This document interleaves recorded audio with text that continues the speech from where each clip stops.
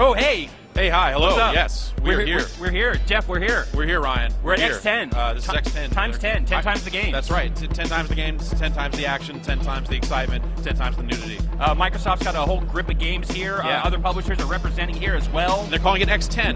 X10. Even though it's a one-day thing that's not really taking place in Spain. But Xbox and 2010, put it all together, boom. X10. Let's go play some Xbox games, Jeff. Yes, let's.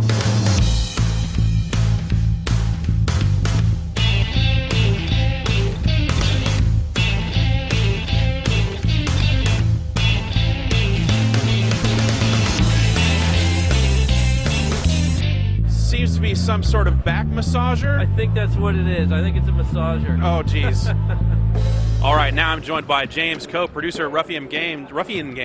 How you doing, sir? I'm very well, thank you. Excellent, excellent. Oh, that's a little shaky. Yeah, you got a controller behind your back, ruining all the secrets here. What can you say about the city and the storyline in Crackdown 2? What's the setting? So Pacific City's kind of like gone under a lot of change. 10 years after the first game took place, and you know, in that time, Freak Virus has got completely out of control. The Cell, a terrorist group, have formed from the civilians, and you know, they're fighting against the agency and winning. You know, the agency are on their back foot, so they've been almost wiped out. And so the player comes back into Pacific City, where it's kind of a whole new world, really. You know, it's evolved. There's new buildings. A lot of places have been knocked down.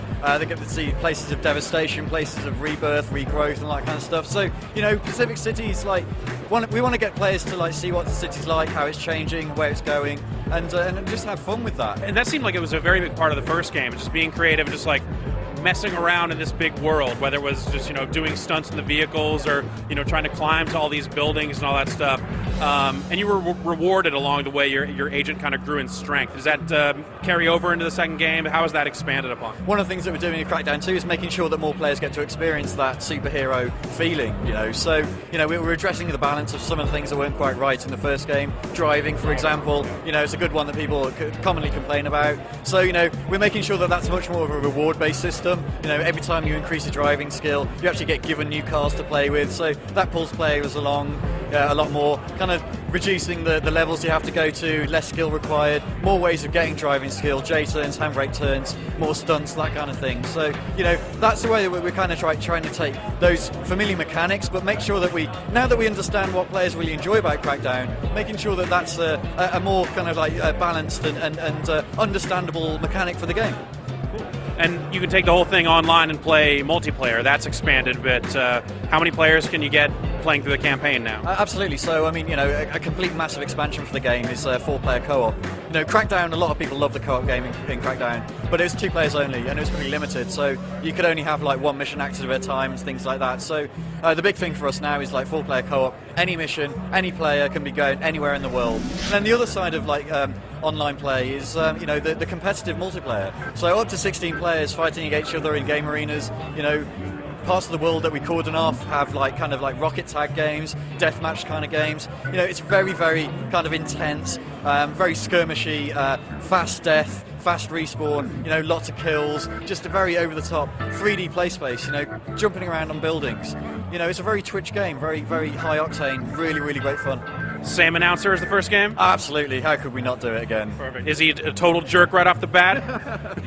You know, he's got the same dry humour, and you know, he's gonna come up with some great quips. There's already a few I like. So you know, for example, in multiplayer, I love the fact that he goes, you know, you pick up a sniper rifle and he goes, "You put the gent in Asian." When does the game due out? So we're coming out this year. We haven't got a release date yet. Well, thank you very much for your time, sir. Yeah, welcome. It's great to speak to you. Awesome.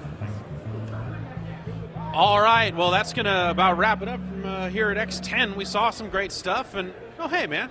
Hey, what's up? Hey, where were you? Oh, yeah, I've got a microphone. I've just been playing Splinter Cell Conviction, Jeff. Really? Yes. How is that? Excellent. Amazing, actually. It's the E3 demo, essentially. Okay. Letting people play it. Letting people play it. There's a little more prologue stuff. There's some flashback stuff. Yeah. And just the controls are so tight, and it just looks so damn good. Like dramatically different than the previous Splinter Cells, control-wise? No. I mean, like they've added like there's the target tagging stuff. Yeah. You can once you do a hand-to-hand takedown on enemy, then you basically have this, you know, takedown that you can do from a distance. You tag 2 enemies, hit Y button, you automatically shoot them. so it's just a way to like take care of multiple enemies at once. Right. It just looks incredible, and Nice. Michael Ironside is a badass. Still. Cool. Also got to play some Lost Planet 2. Yeah. How'd that go? Going well. I played a little 4-player co-op. I was playing as Wesker. Right. Resident Evil. They have confirmed that Wesker is in there along with the Gears of War's dudes. Do you like motion blur, Jeff? I'm into some motion blur. Well, then Lost Planet 2 has got your back. Fantastic. Yeah, that also looking good. Definitely, it's got that kind of feel. Ended up dying during an encounter with a G5 acrid. That is some of the worst acrids I find. The G5 ones. The most acrid ones. Yeah, the most acrid acrids are the G5 ones. The government ones. Right, yeah, that's government grade. That's medicinal That's acrid. right. You can only get that federally. You need a card for it. What have you been playing? Well, we went around, shot some interviews. Excellent. Saw a little Crackdown. I played a little Game Room. Played some Dead Rising 2, which I thought looked really cool. Yeah, I saw a little bit of that. Looks nuts. Yeah, there's a lot of nuts stuff. The Game Room stuff seems really smart. As someone who likes old games, there's a lot of potential there, I think. Yeah, absolutely. Yeah. I also got to play a little bit of Alan Wake. Yeah, how's that? Man, dude, that game is...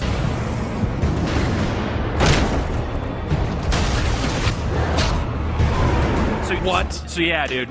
Yeah, dude. Well, you know what? We'll talk about that more a little later. Okay, yeah. We'll get into detail on that, but... Yeah.